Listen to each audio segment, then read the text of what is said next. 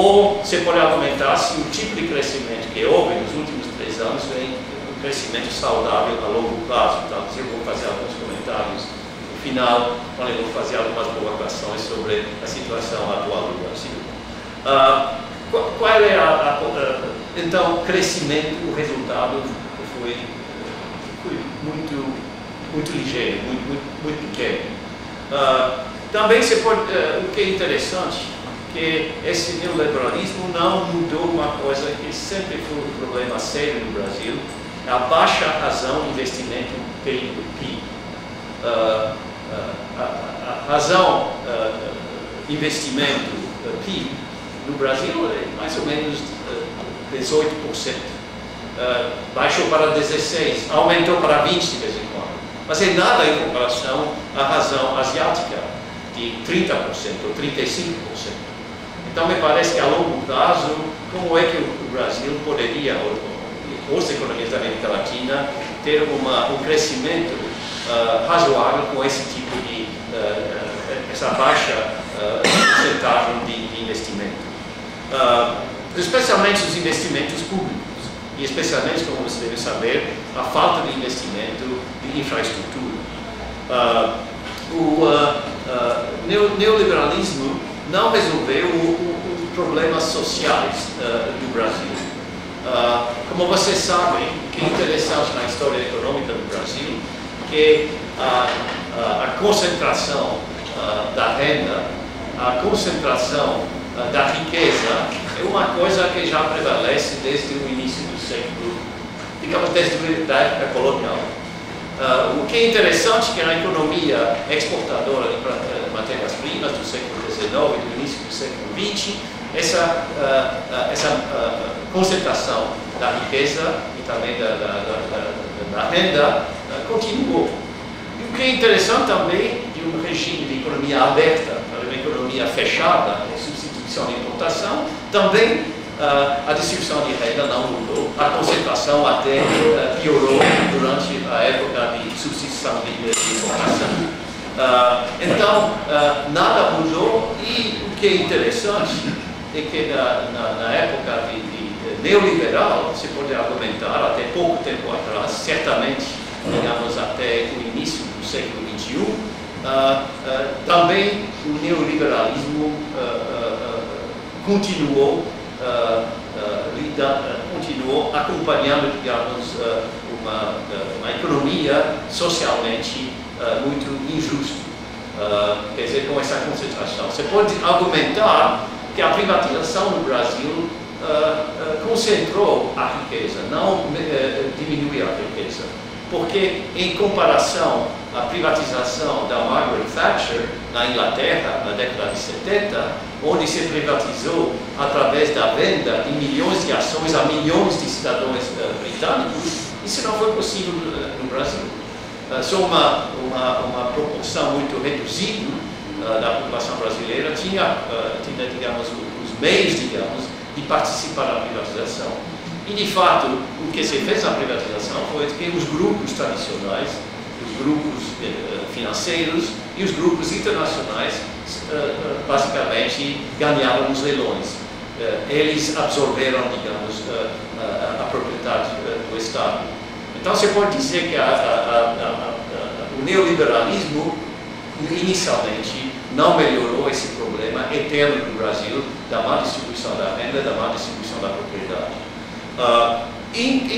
Também se toma em consideração que, uma vez privatizadas, muitas empresas estatais que estavam no cabide de emprego, não se pode negar isso, mudaram, porque os novos donos privados não poderiam forçar eles a fazer um trabalho social. E eles demitiram centenas, milhares de pessoas do setor da cirurgia, etc. E a eficiência aumentou. Mas aumentou a eficiência e diminuiu, mais uma vez, a justiça social, entre aspas. Também se pode dizer que, inicialmente, para atrair capitais, na privatização, na concessão, digamos, não só privatização, na concessão em setores como a energia, foi necessário inicialmente uma política muito positiva para atrair os investidores, quer dizer, de aumentar as tarifas que vocês pagam, que o cidadão paga. E aumentando as tarifas em vários setores de infraestrutura, naturalmente cai mais sobre a população, a camadas mais pobres do que as camadas mais ricas. Uma tarifa mais alta é digamos, um instrumento regressivo do ponto de vista distributivo. Então, se pode dizer, mesmo dessa maneira, o neoliberalismo não ajudou, digamos, a melhorar a situação distributiva do Brasil.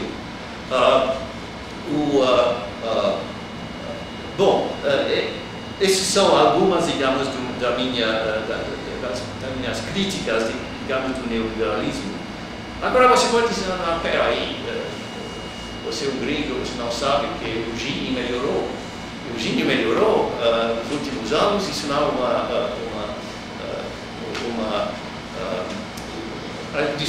a medida de distribuição de renda, isso não mostra que a longo prazo o neoliberalismo funcionou. Eu diria que não necessariamente. Isso provavelmente vai ser uma afirmação polêmica que vou fazer. Naturalmente, você tem a Bolsa Família, que, como vocês sabem, não foi inventado pelo presidente Lula, mas foi inventado no grupo lá do presidente Fernando Henrique Cardoso, que depois se transformou em Bolsa Família. E não há dúvida que a Bolsa Família aumentou o bem-estar dos mais pobres do Brasil. Isso não se pode negar. Tem vários estudos, como a Sônia Rocha, por exemplo, que comprovaram isso. Que os mais pobres do Brasil, os mais vulneráveis, estão numa situação melhor do que anteriormente. Mas isso não quer dizer que a Bolsa Família melhorou a distribuição de renda. É uma coisa de ajudar os mais pobres, uma outra coisa de melhorar a distribuição da renda. O que eu quero dizer com isso?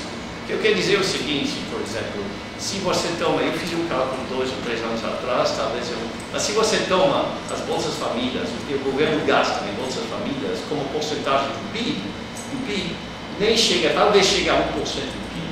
Mas se você toma do outro lado, o que o governo gasta para o pagamento de juros, para o pagamento da dívida, chega a 7 ou 8% do PIB. E quem são os donos, quem são os credores? Os credores não é o pessoal da favela, o pessoal do Nordeste, os credores são os banqueiros. Então você pode dizer que essa coisa irônica, que bem que a situação melhorou dos mais pobres, a distribuição de renda não foi afetada com esse instrumento social. Mas por que então o Gini melhorou? Bom, o Gini melhorou, provavelmente, minha explicação seria, primeiro, o resultado do Plano Real, o sucesso do Plano, porque quando piorou a distribuição de renda foi no auge, digamos, da inflação. E uma vez que a inflação desapareceu, naturalmente as coisas começaram a se melhorar. E a outra coisa, que é uma política positiva, foi o aumento do salário mínimo real, que aumentou, que você tem um artigo sobre isso, mas mais uma vez que isso não mostra que a distribuição da renda melhorou. E quando nós estamos falando do Gini, me parece que alguns estudiosos dizem que se fala da distribuição do que o trabalhador ganha. Não necessariamente está incluído os ganhos de juros, da renda, digamos, do capital. E a outra coisa que, mais uma vez,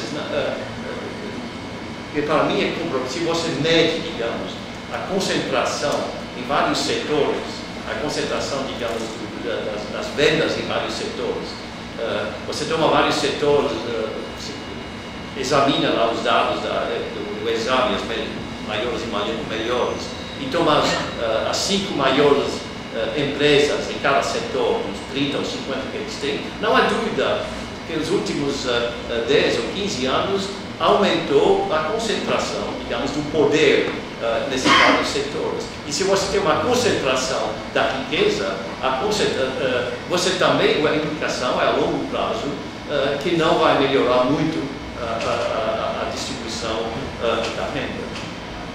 Então, esse mais